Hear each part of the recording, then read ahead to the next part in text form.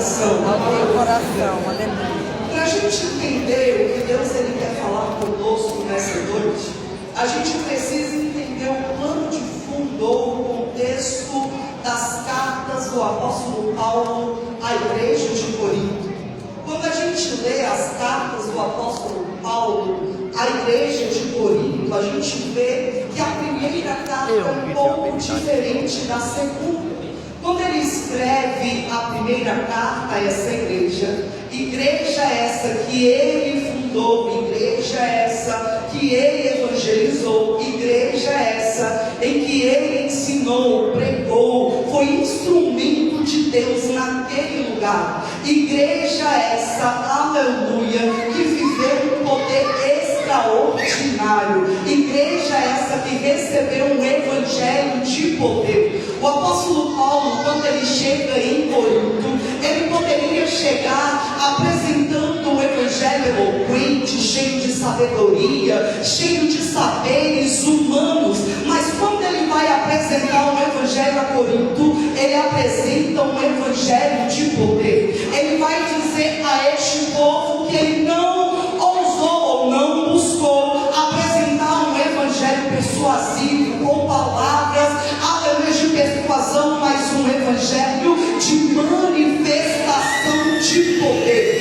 Evangelho esse capaz de mudar a vida do homem, tanto no seu interior como no seu exterior. Igreja essa que viveu uma glória tão sobrenatural que quando ele vai falar sobre essa igreja, ele vai dizer que essa igreja não tem falta de dons, não tem falta de habilidades, não tem falta de manifestação de poder, porque é uma igreja abastecida de glória, é uma igreja abastecida de talentos, mas na mesma proporção, ele vai dizer que essa igreja é cheia, que essa igreja tem homens cheios de talentos, cheios de dons. Ele também vai chamar essa igreja de imatura, ele vai trazer severas exortações a essa igreja, porque essa igreja está sofrendo uma influência daquela cidade, influência essa cheia de diversidade,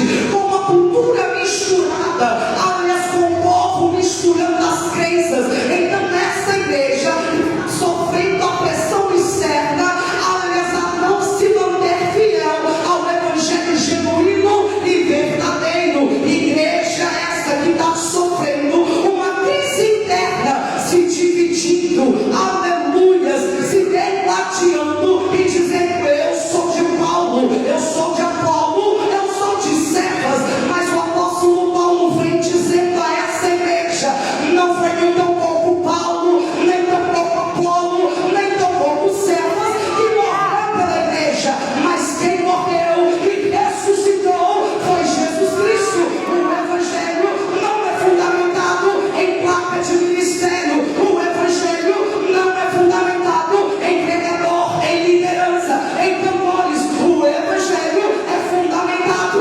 naquele que morreu, mas ressuscitou. Se alguma coisa acontece, é por causa dele. Se a graça, se a manifestação de poder é o dele. Igreja esta, Espírito Santo, que está dividida.